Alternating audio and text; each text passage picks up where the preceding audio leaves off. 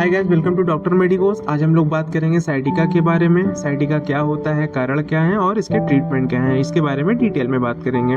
तो साइटिका जो है वो एक प्रकार की नर्वस सिस्टम की प्रॉब्लम होती है जिसमें लोअर बैक मीन्स कमर से लेके पूरे पाँव तक सीवियर पेन बना होता है। इसके साथ साथ पैरों और एड़ी में बहुत ही वीकनेस और नमनेस रहती है। मतलब पैरों को ज़मीन पर रखने पर पता ही नहीं चलता कि हमारे पैरों पे जोर है या नहीं, लगता है कि पैर हमारा अभी हवा में ही ट्रेवल कर रहा है। अगर कॉज की बात की जाए कि यह होता क्यों है, साइटिका की प्रॉब्लम होती क्यों है, तो जो सबसे पहला इसका कारण निकल के आता है वो होता है लंबर स्पाइनल स्टेनोसिस। मतलब जो हमारी रीढ़ की नाल होती है वो पतली हो जाती है। और दूसरे कॉज की बात की जाए तो डिस्क की डिजनरेटिव डिजीज। इसमें क्या होता है कि जो स्पाइनल कॉर्ड होती है, क्योंकि डिस्क होती है, ब्रेक डाउन हो जाता है। और इसके साथ साथ कोई इंजरी भी हो सकती है। और इसके साथ पीठ और जो पटक पर मसल स्पास्म हो सकता है। और नेक्स्ट जो कॉज है वो गठिया मतलब गाउट भी देखने को मिलता है, जिसकी वजह से साइटिका की प्रॉब्लम होती है। और नेक्स्ट कोई बोन ट्यूबरक्लोसिस हो सकती है, या फिर कोई नर्व पर प्रेशर पड़ रहा हो, मतलब जो माइन नर्व होती है वो कहीं से दब गई हो। तो ये हमारे कुछ कॉज होते हैं जो साइटिका को जिसके कारण साइटिका हो जाती है।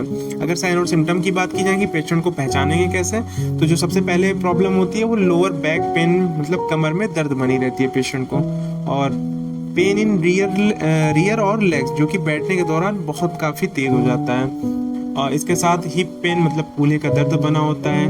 पैरों में बर्निंग सेंसेशन होती है और टिंगलिंग होती है, मतलब झुंझुनाहट होती है। इसके साथ साथ पैरों में कमजोरी, नमनेस और पैरों को मूव करने में भी प्रॉब्लम आती है। शूटिंग पेन भी देखने को मिलता है, जिसमें कि खड़ा होना भी मुश्किल हो जाता है। और यह पेन कभी तेज हो जाता है तो कभी बहुत ही कम होता है। और यह पेन, इसके साथ साथ यह पेन कभी एक पैरों में होता है तो कभी दोनों पैरों में हो जाता है। कभी कभी यह पेन कमर से लेकर एड़ी तक पहुंच जाता है। और अक्सर जो यह डिजीज जब पेन देखने को मिलता है वो रात के समय में देखने को मिलता है। तो ये इसके कुछ साइन और सिम्टम है जिससे साइटिका की डायग्नोसिस की जा सकती है। अगर ट्रीटमेंट की बात की जाए तो सबसे पहले पेशेंट को कंप्लीट बेड रेस्ट देंगे। इसके साथ साथ टैबलेट ज़ेरोडॉल पी, एक टैबलेट सुबह, एक टैबलेट शाम को। इसके साथ साथ टैबलेट न्यूरोबियान फोर्ट, जो बी कॉम्प्लेक्स का कॉम्बिनेशन होता है, इसमें सुबह एक टैबलेट शाम को देते हैं। इसके साथ साथ प्रेडनिसोलोन, वेसोलोन 5 mg एस्टेरॉइड का शॉर्ट कोर्स कराते हैं।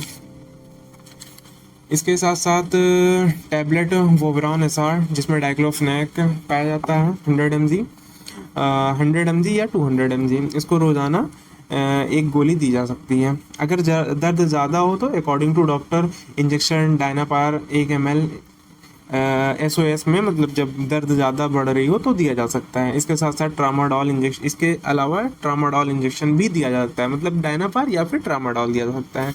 इसके साथ साथ टैबलेट न्यूरोबियान फोर्ट, इसको दिया जा सकता है एक टैबलेट, एक इंजेक्शन एक बार।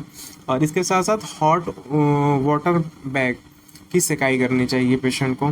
और कुछ इंस्ट्रक्शन की बात की जाए तो पेशेंट को 2 से 3 वीक तक कठोर बेड रेस्ट, मतलब कंप्लीट बेड रेस्ट दे देना चाहिए।